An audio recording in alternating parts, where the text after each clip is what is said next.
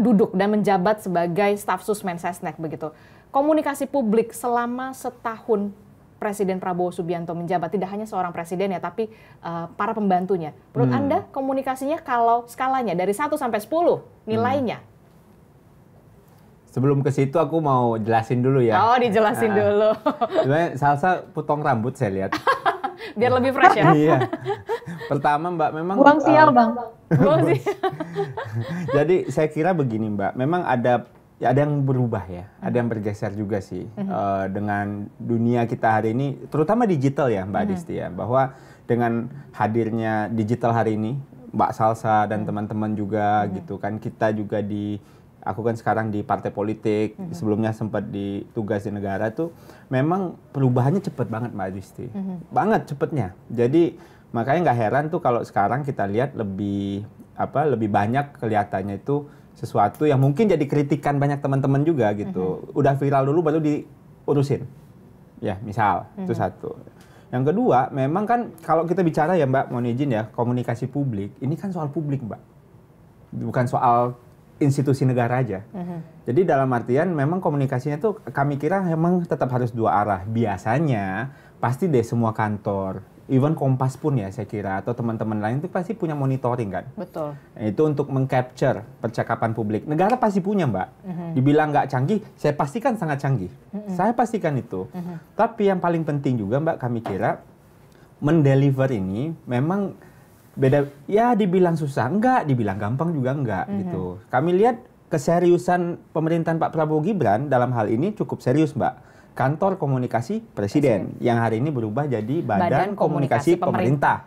Setidaknya itu dapat porsi tuh Mbak untuk mengkomunikasikan.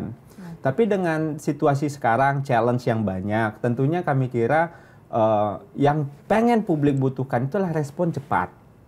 Ya, terlepas apapun responnya, yang penting dijawab dulu nih, ya kan? Karena itulah yang menjadi kenapa viral dulu baru diurusin gitu loh Mbak. Jadi harus cepat. Yang kedua memang sesuai dengan arahan pimpinan tentunya dalam hal ini Pak Presiden dan menteri-menterinya. Nah dengan begini kami kira skor untuk pembentukan badan itu saya bisa kasih agak bagus Mbak. Ya, karena ada keseriusan. Walaupun ada staf humas, biro humas di setiap kementerian kan pasti ada Mbak. Bahkan ada staf sus di setiap menteri untuk bidang komunikasi dan media. Rame nih gitu kan. Tapi ada badan khusus untuk entitas itu saya kira itu bagus. Ya, tapi dalam hal lain soal komunikasi, digital, dan lain-lain, tentunya itu masih banyak catatan lah. Kalau bagi saya 7,5 oke lah Mbak. 7,5? Iya, 7,5 oke lah. Perlu di-upgrade lagi begitu ya, walaupun memang kalau sekolah ya lulus sih ya. Lulus, tapi mungkin ada yang lebih baik mungkin kalau di sekolah ya. Kalau dalam hal ini kami kira 7,5, karena dibilang diem nggak juga Mbak, karena Pak Prabowo-nya sendiri juga responsif.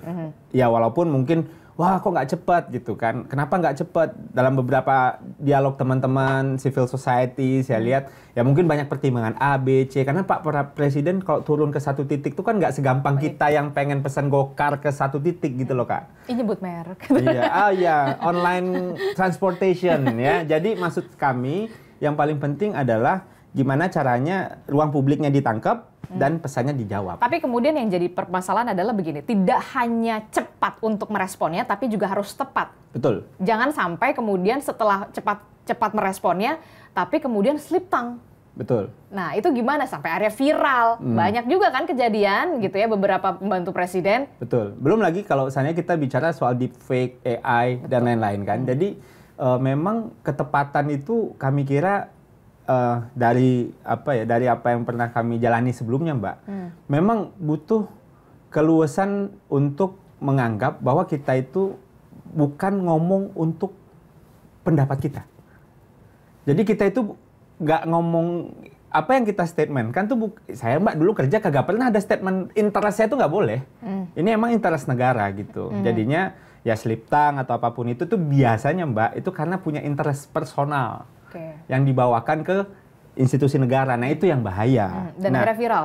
Ya, terlepas, saya sih kan termasuk orang yang nggak mau nyalahin netizen, Mbak. Netizen mau gunting kayak apa juga, even podcast ini, kalau mau digunting netizen, dimutilasi kayak apapun, mau nge-attack saya atau nge-attack Salsa, kita juga nggak pernah masalah. Tapi yang paling penting kan kitanya nggak boleh salah. Jadi kalau istilahnya, ya Mbak-Mbak mungkin di media ngelihat kami-kami yang narsum ini, yo kalau lu salah di media kita viral, jangan marahin kita dong. Ya kalau lu nggak bisa goyang, nggak bisa joget, jangan lantainya lu salahin. Ya kan gitu ya Mbak ya. Harusnya kan memang ya spokesperson-nya juga harus serius kami kira ya. Jadi terlepas dari itu, yang nggak kalau lebih penting Mbak, selain personal interest adalah ya arahan presiden. Arahan presiden apa? Jangan sampai ini ke sana, ini ke sini. Tapi memang Mbak, saya tahu tantangan hari ini berat. Dan saya nggak tahu pola di dalam seperti apa ya Mbak Disti ya. Tapi saya kira mudah-mudahan lah dengan sekarang Mas Anggaraka yang jadi BKP ya, yang menggantikan Pak Hasan Nasbi sebagai Kepala Kantor Komunikasi Kepresidenan, ini jadi lebih baik lah.